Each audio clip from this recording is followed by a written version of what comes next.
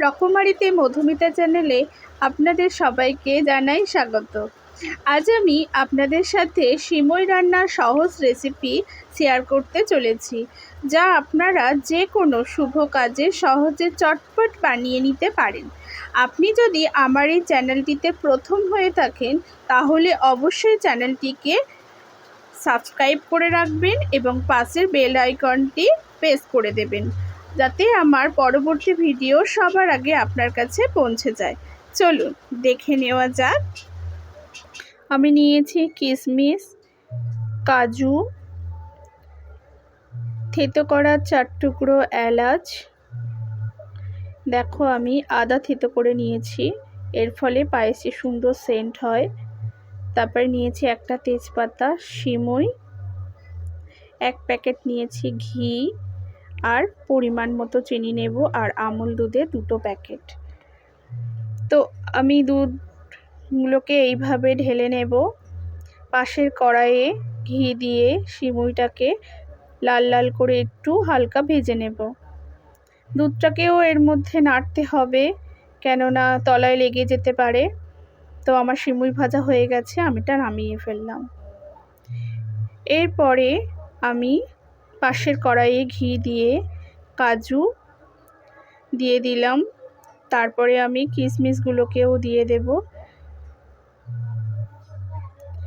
এইভাবে দিয়ে কিশমিশগুলো যখন ফুলে উঠবে তো আমি এটাকে নামিয়ে নেব নাড়াচাড়া করে। তো দুধ আমার এদিকে ঘন হয়ে এসেছে অনেকটাই। এরপরে আমি আগে থেকেই একটা গরম জলে 6 চামচ আমুল দুধ গুলে রেখেছিলাম, যেটা পাউডার দুধ বলি আমরা।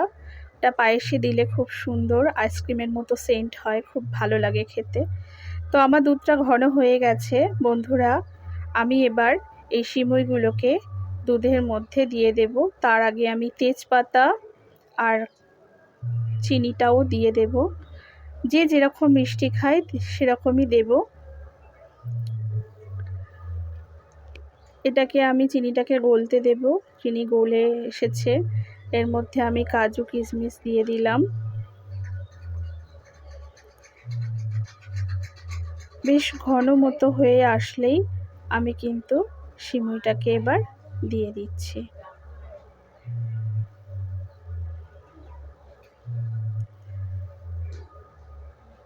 এটাকে কিন্তু ঘন ঘন নাড়তে হবে, না হলে ডলা পাকিয়ে যাবে।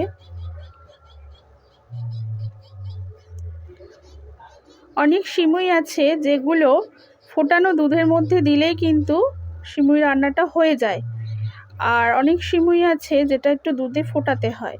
এবার আমি এই লিকুইড দুধটাকে দিয়ে দিলাম পুরোটাই, নাড়াচাড়া করে নিয়ে এলাচগুলোকে ছড়িয়ে দিলাম। তো রেডি হয়ে গেছে আমার সিমুই রান্না। এবারে নাড়াচাড়া করে আমি নামিয়ে নেব। আমার এই ভিডিওটি যদি আপনাদের ভালো লেগে থাকে তাহলে অবশ্যই একটা লাইক আর অবশ্যই একটা শেয়ার করে দেবেন।